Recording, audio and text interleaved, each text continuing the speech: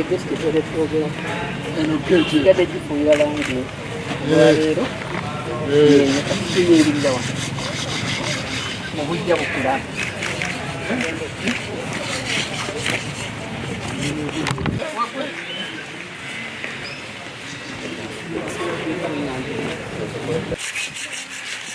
kati kiri ekigangu kyaffe eno ekajaga eri awo ku mukono tutaddeko ekisaakaasi oba ogenda okutunga ekiringa nabo nakitwagala batunuleye ekisaakaasi ekyo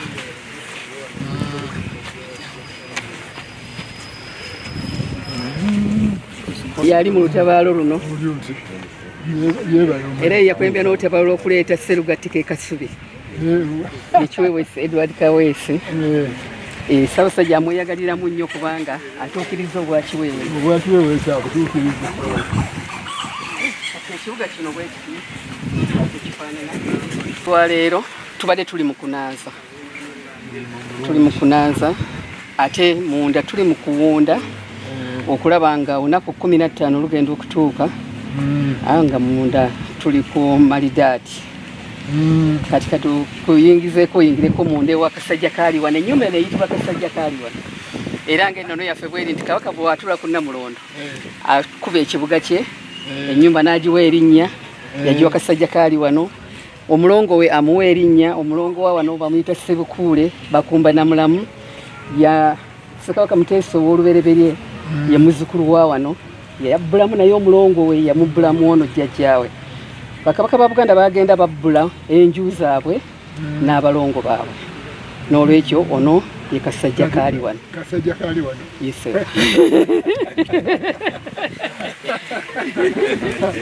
naye tulina okujja mu ngatu akali munakumala kujja mu ngatu era kyamwongera ekyo tewali kyakola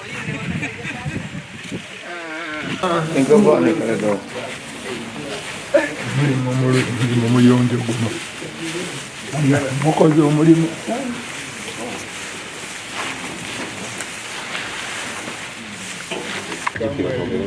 Katikkiro mubaleetera naye agenda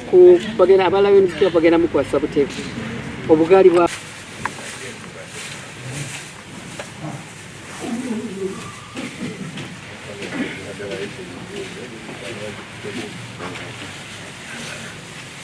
kati Abaggu yazaala Ssekabaka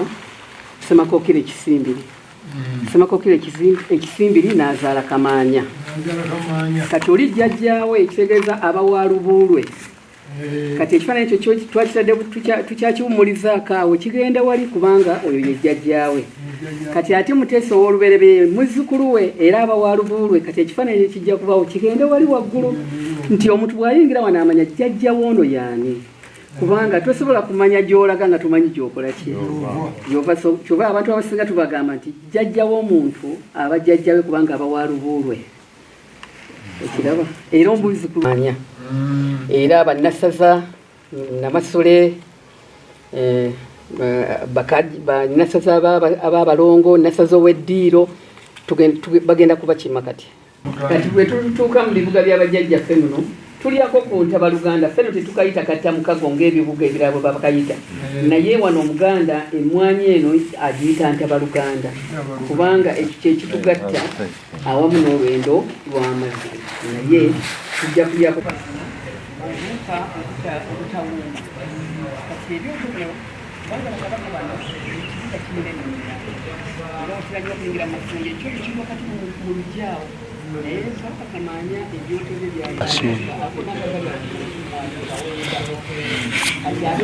abeewamala bayingira wano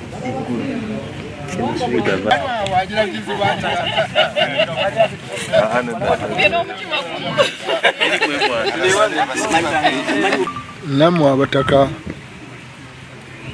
ab'ebika byaffe byonna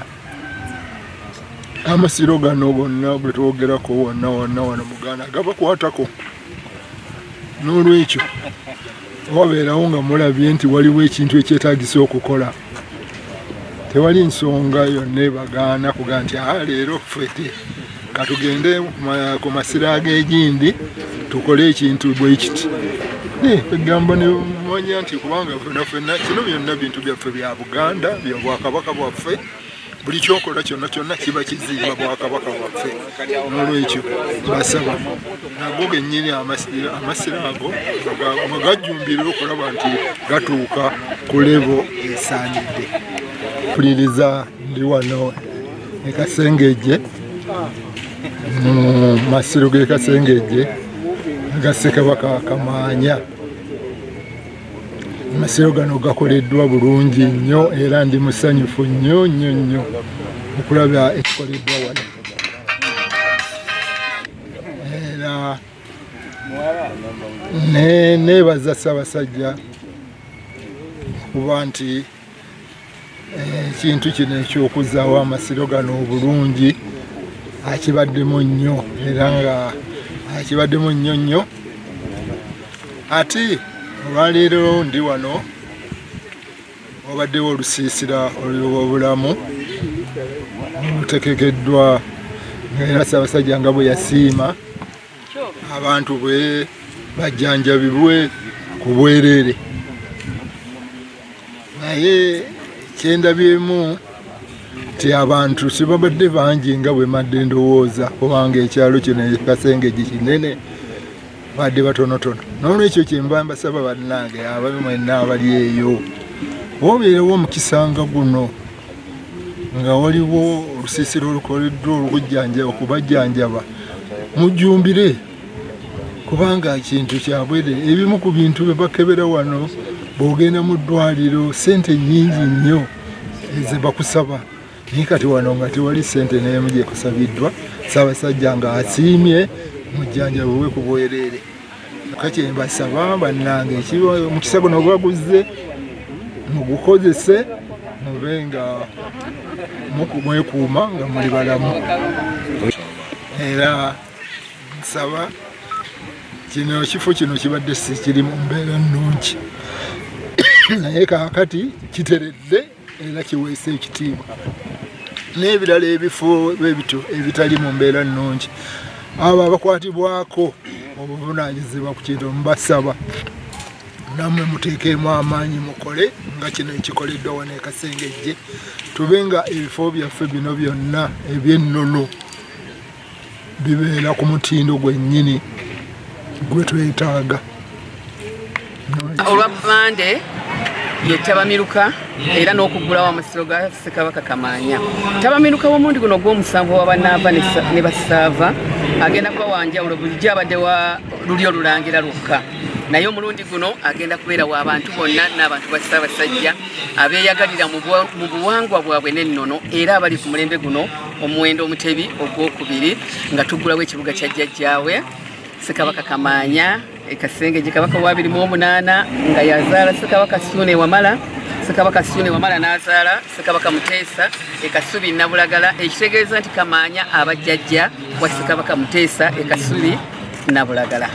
Tuyita abantu bonna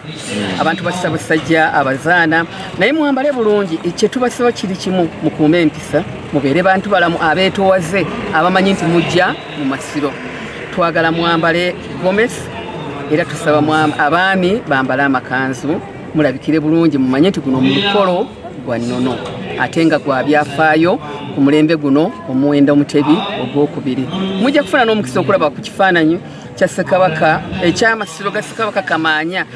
mu 1903 nga bwe gaali gafaanana ku Ssekabaka Daudi Chwa n'olunaku lwa leero gagenda kusigala mu byafaayo emyaka emirala 1000 n'emirala egiriddawo. Ekibuga Ssaabasajja yasiima ekibuga kya jjajjaawe Ssekabaka Kamaanya kigulibwewo mu butongole ku Tabamiruka w'abanaava ne basaava ng'ennaku z'omwezi 15 atugabudde tugenda kulya tugenda kunywa. Bazzukulu ba Kabaka bonna bajja kubeera wano abalangira n'abambejja mujja kubalaba mumanye ennono n'obulombolombo kubanga bazzukulu b'embuga okuva mu bifundikwa by'abassekabaka 35 ng'okutaddeko n'ekya Kabaka Muwenda Mutebi w'okubiri ekya 36 bonna bajja kuba wali wano mu masibo ga Ssekabaka Kamaanya. Maaso ku lutimbe mulinde.